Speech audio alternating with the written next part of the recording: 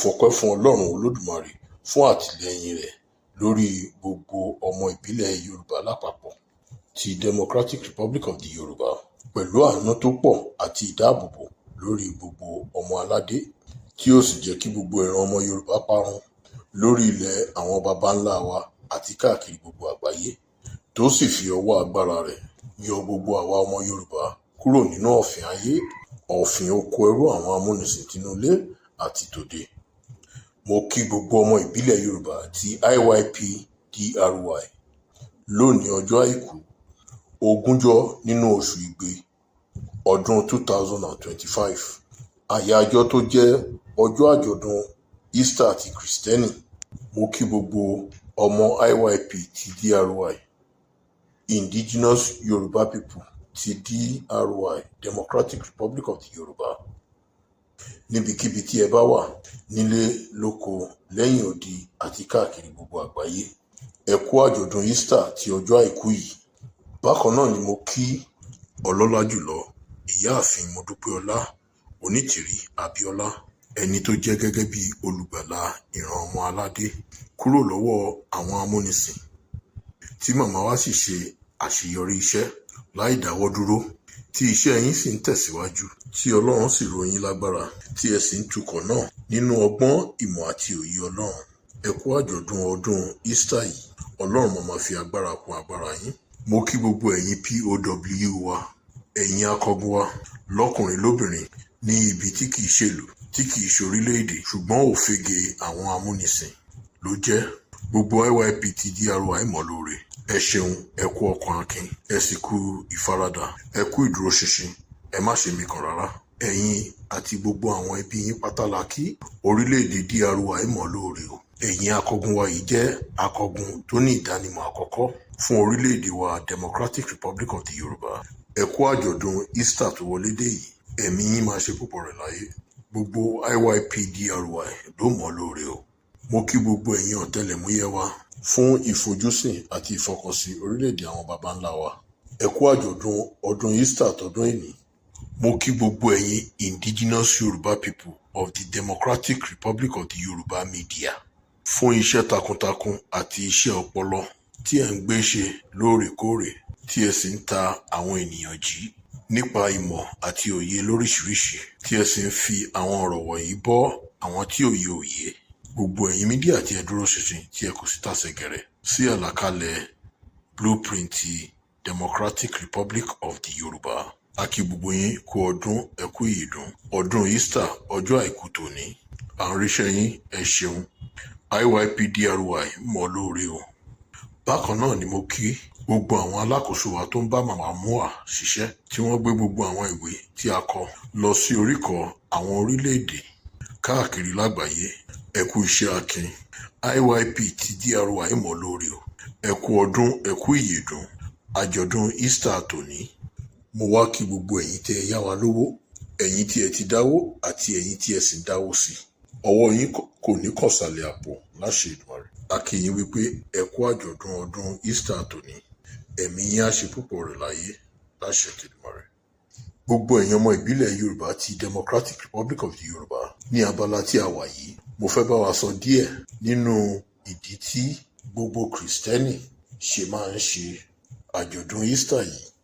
Ọjọ́ òní jẹ́ ọjọ́ tí Jésù Kristi olùgbàlà aráyé jíǹde kúrò nínú ìsà òkú, tó sì fún gbogbo àwọn tó nífẹ̀ẹ́ Ọlọ́run Olódùmarè ní òmìnira kúrò lọ́wọ́ ẹ̀ṣẹ̀ àti kúrò lọ́wọ́ ikú ayérayé, ọ̀run àpáàdì, èyí tó já sí pé Jésù Kristi kú, ó sì jíǹde lẹ́yìn ọjọ́ kẹta, tó sì ti gba kọ́kọ́rọ́ ikú lọ́wọ́ ikú àti ìsà òkú, tó sì ṣílẹ̀kùn ọ̀run sílẹ̀, tó sì fún àwọn èèyàn ní ìyè, gbogbo àwọn tó bá ń ṣe ìfẹ́ bàbá, ìyẹn ìyè àìnípẹ̀kun, tó sì mú àwọn ènìyàn kúrò nínú òkùnkùn wá sínú ìmọ́lẹ̀ òun Ọlọ́run alààyè.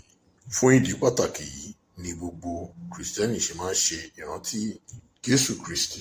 Bákan náà ni gbogbo ọ̀sẹ̀ yìí jẹ́ ìrántí fún gbogbo ìyà tí Jésù Kristi jẹ nítorí ọmọ aráyé, títí wọ́n fi kàn mọ́ igi àgbélébù, tí wọ́n dé ládé ẹ̀gún, wọ́n tutọ́ sí lára, wọ́n gún ní ọ̀kọ̀ ní ìhà ẹ̀gbẹ́ rẹ̀, tí wọ́n fún ní ọtí kíkorò mu, tó sì jẹ́ irúfẹ́ ìyà tí ẹnìkan ò jẹ rí títí ẹ̀mí fi bọ́ lára rẹ̀, tí wọ́n sì sin sínú ihò ibojì tó sì wá jíǹde ní ọjọ́ kẹta. Fún àwọn ìdí tó láàmìlaka yìí, àkókò ìgbà tí àwọn Kìrìsìtẹ́nì máa ń dúró ṣinṣin nínú Ọlọ́run pẹ̀lú ọkàn ọkàn mímọ́, ọkàn ìgbọ́ràn, ọkàn ìfẹ́ ọmọlàkejì tí kò kí ń ṣe ìmọ̀tara ẹni nìkan, tí Ọlọ́run sì máa ṣí ojú fèrèsé rẹ̀ sílẹ̀ láti rọ òjò ìbùkún lé àwọn tó sì fẹ́ tirẹ̀. Fún gbogbo ìdí yìí, gbogbo ẹ̀yin ọmọ IYP ti DRY, ẹ jẹ́ kí a ṣàjọyọ̀ sí Ọlọ́run pẹ̀lú ẹ̀mí ìrẹ̀lẹ̀ tó sì sọ ìrìn àjò ìran gbogbo àwa ọmọ aládé di orílẹ̀-èdè Democratic Republic of the Yorùbá.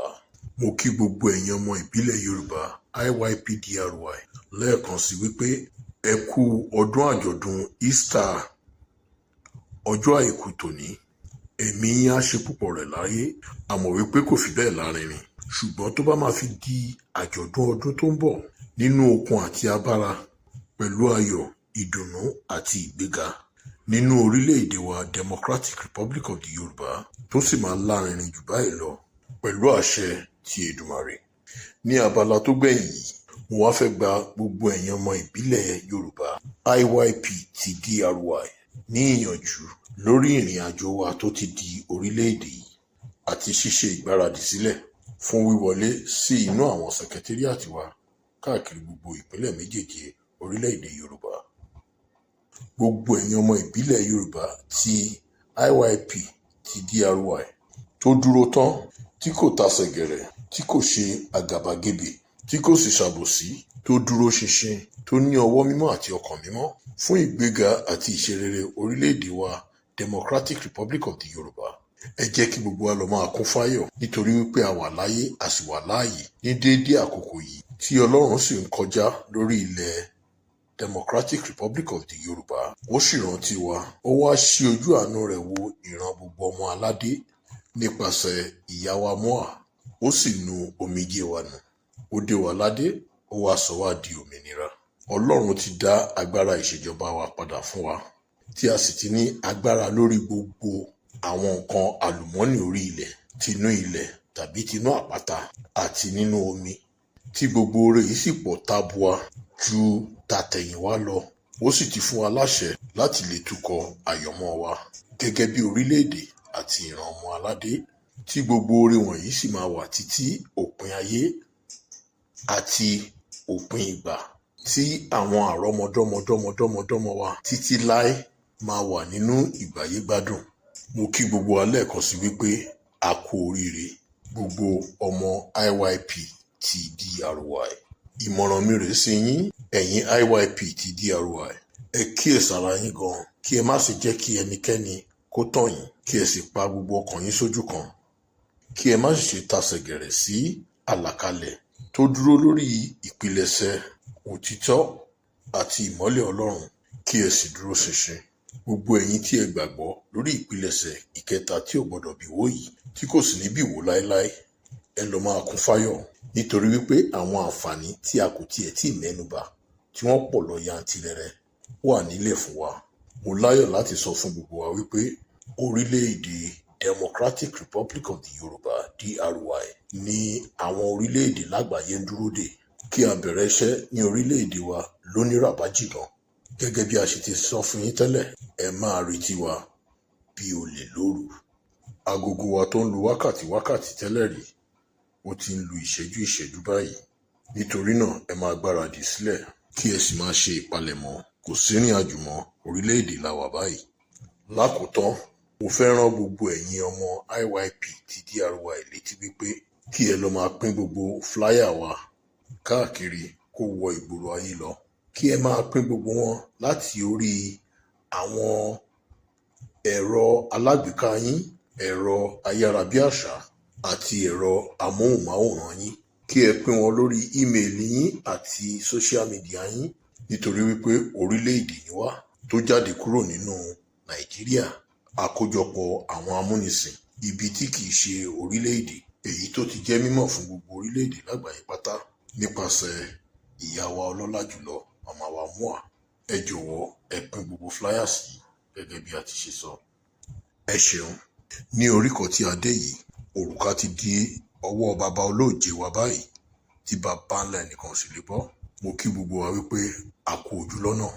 Kí Ọlọ́run ó bùkún gbogbo ògo adúláwọ̀ màmá wa Mua. Kí Ọlọ́run sì bùkún gbogbo indigenous Yorùbá people ti Democratic Republic of the Yorùbá IYP-DRY. Lẹ́yìn Ọlọ́run, Yorùbá lákọ̀ọ́kọ́. Ẹ ṣeun, mo dúpẹ́.